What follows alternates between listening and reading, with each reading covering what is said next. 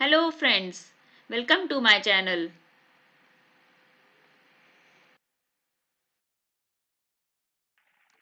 In this video, we are going to discuss about how we take input from user while connecting Python with MySQL.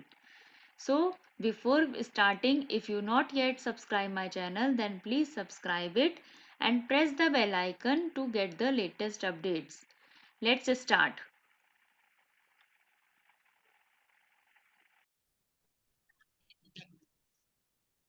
Today's topic is parameterized query. देखो, what is the meaning of parameterized query? क्या होता है, अभी तक हम लोगों ने जो प्रैक्टिकल करे फैच फंक्शंस यूज करके हमने क्वेरी एग्जीक्यूट कराई थी और डेटा को रिट्रीव किया था। ठीक है। अब हमें सपोज करो, अभी तो हमारे पास डेटा को हमने एज इट इज क्वेरी लिखी थी कि सेलेक्ट स्टार फ्रॉम दिस, और आपका पूरा का पूरा डेटा आ रहा था, या वन रिकॉर्ड आ रहा था या मल्टीपल रिकॉर्ड्स आ रहे थे। ठीक है। अब मैं चाहती हूँ कि मैं यूजर से इनपुट करवाऊं कि मुझे ये डेटा चाहिए, जो वेयर क्लॉज में हम लोग लगाते हैं कि if student number is this, then we want to this data. ठीक है। तो हमें यूजर से इनपुट लेना पड़ेगा उस केस में, हाँ। क्योंकि at a time run time पे हमें इनपुट लेना पड़ेगा कि मुझे ये डेटा चाहिए, तो मैं रन टाइम पे इनपुट लूंगी। तो उसको करने के लिए हम पैरामीटराइज क्वेरी का यूज करते हैं।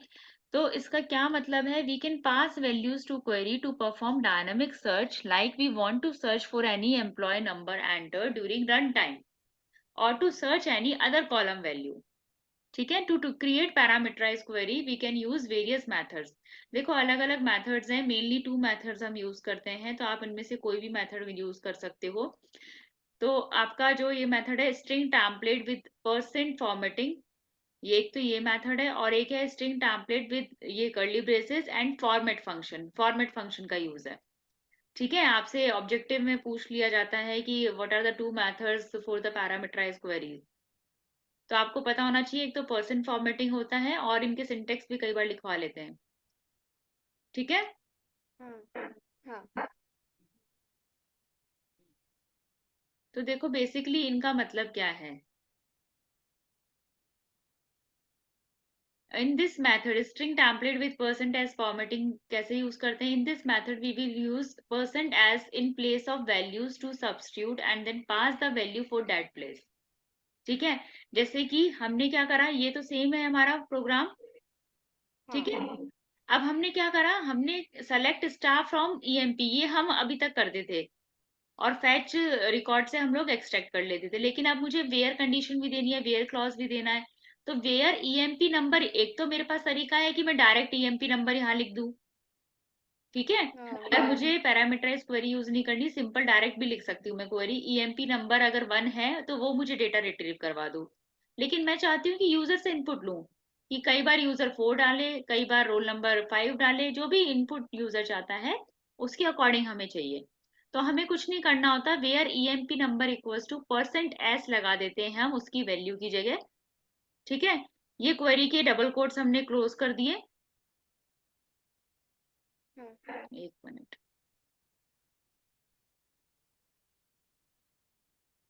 देखो, ये अभी तक हम लोग ये सिंपल क्वेरी लिख रहे थे। अब ईएमपी नंबर एक तो डायरेक्ट आप यहाँ वैल्यू लिख सकते हो, या फिर आपको अगर यूजर से इनपुट लेना है तो यहाँ आपको परसेंट एस लिखना है ईएमपी इक्वल्स टू करके, देन डबल कोट्स कोड्स लगाने हैं, आपको बंद करनी है क्वेरी जैसे हम करते थे, एंड परसेंट हाँ। का साइन लेना है बीच में। और उसके बाद जो वेरिएबल है, जो वेरिएबल कौन सा, जो जिसमें यूजर इनपुट करवा रहा है, ई, in the form of tuple लेना है। तो आपको पता है, जब हमने टपल रीड करे थे तो टपल में हमने ये देखा था कि अगर वन एलिमेंट है टपल में तो हमेशा एट द लास्ट कॉमा लगता है। ठीक है। हाँ। टपल में हमने ये पढ़ा था कि अगर टपल में एक ही नंबर है तो हमेशा वो लास्ट में कॉमा लेता है, अगर दो नंबर है तो वो कॉमा नहीं लेगा। ठीक है। जैसे मैंने अगर कंडीशन मैंने दी, ठीक है। Where EMP number is this and codes equals to this, तो यहाँ हमारे पास दो वेरिएबल आ जाएंगे उस केस में, तो हमें लास्ट में कॉमन लगाने की जरूरत हाँ। नहीं होती है। ठीक है। ठीक है। हाँ। एक तो हमारे पास ये मेथड है, दूसरा है हमारा, उसमें कुछ नहीं होता, बस ये परसेंट एस की जगह पे हम क्या कर देते हैं, कर्ली ब्रेसेस लगा देते हैं इस तरीके से। ठीक है। देन इन्वर्टेड कॉमा वो डबल कोट्स क्लोज करते हैं, और ये जो परसेंट, ये मिडिल वाला जो परसेंट है उसकी जगह पे डॉट लगा के फॉर्मेट फंक्शन का यूज करते हैं। ठीक है, प्रैक्टिकल करते हैं इसका, देखो। ठीक है।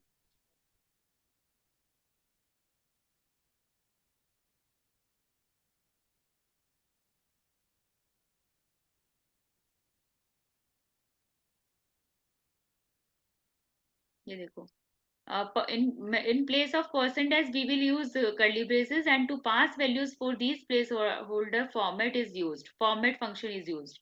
Inside we can optionally give 0 1 2 value. ठीक है। अब देखो प्रैक्टिकल हम इसको एग्जीक्यूट करते हैं, देन आपको ये क्लियर हो जाएगा।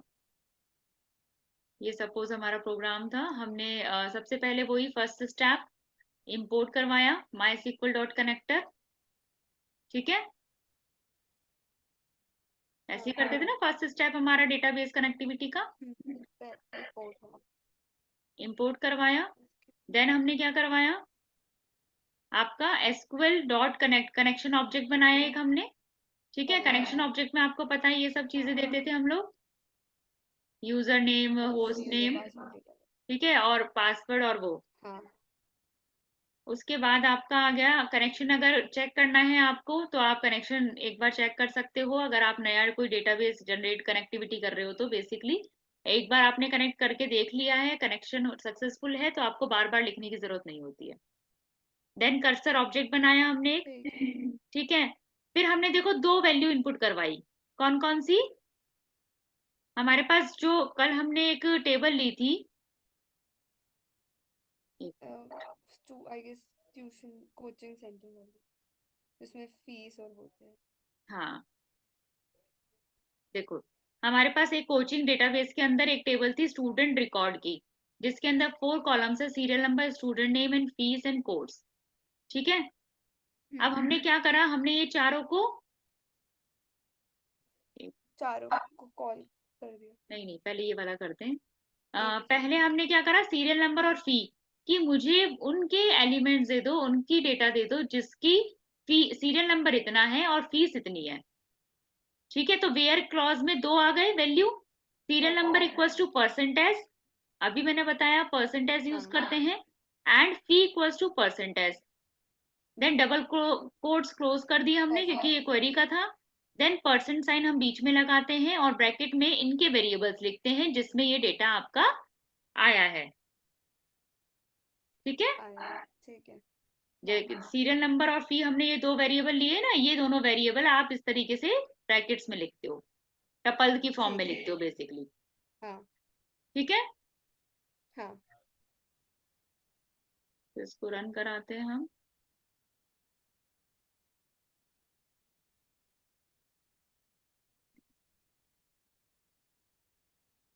अच्छा सेम,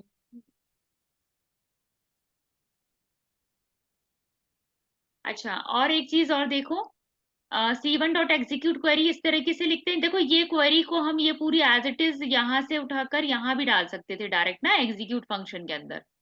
तो आप या तो वेरिएबल में डाल के फिर वेरिएबल यहाँ लिख दो, या फिर पूरी की पूरी क्वेरी यहाँ लिख दो, कैसे भी आप कर सकते हो। ठीक है, इससे कंफ्यूज नहीं होना। देन हमने simple data equals to C1 dot fetch one हमने डेटा को फैच करा है। आप फैच वन की जगह फैच ऑल भी कर सकते हो क्योंकि मल्टीपल डेटा भी हो सकता है हमारा क्वेरी के अकॉर्डिंग। अगर डेटा हमने देखो कंडीशन लगा दी, if data not equals to none, data not equals to none मतलब अगर इसमें डेटा आ गया, क्वेरी हमारी सक्सेसफुल हो गई कि मुझे जो सीरियल नंबर और फी चाहिए था वो मिल गया है, तो हमारा डेटा प्रिंट हो जाए, अदरवाइज हमारे पास एरर आ जाए, no record found.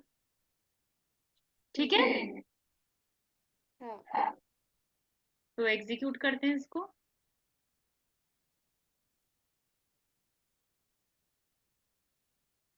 Enter ID, हमारा डेटा एक बार देख लेते हैं हम। सपोज करो 5 सीरियल नंबर लेते हैं और 6000 फीस लेते हैं हम।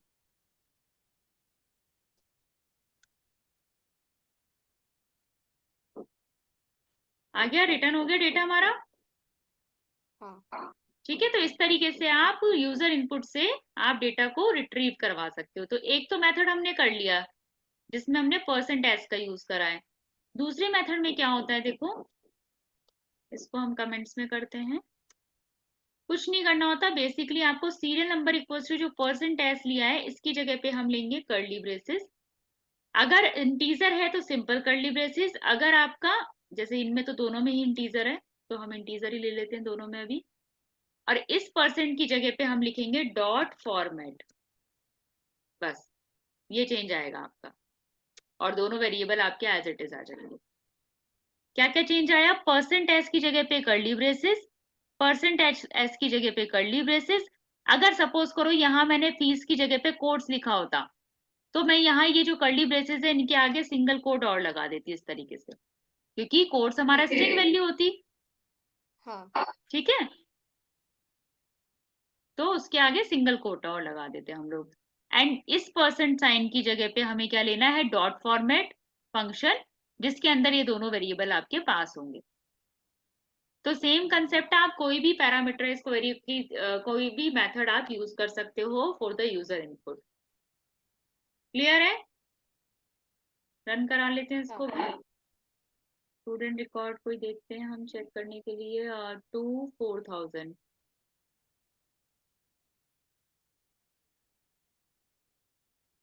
Then run to. क्लियर है ये? हाँ। तो ये कंसेप्ट आपका आपका था पैरामीटराइज क्वेरी का। जब हमें यूजर से इनपुट डेटा लेना होता है क्वेरी को एग्जीक्यूट करवाने के लिए, रन टाइम पे इनपुट लेना होता है, तब हम इनका यूज करते हैं। तो there are two methods for parameterize query. One is percentage format, ये वाला मेथड होता है। Then another one is format function, use of format function.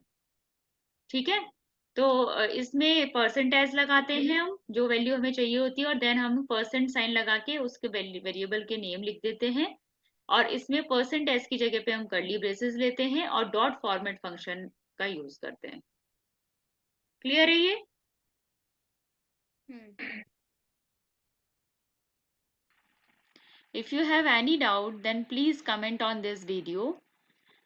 And if you like my video, then please like, share and subscribe. Thank you and have a nice day.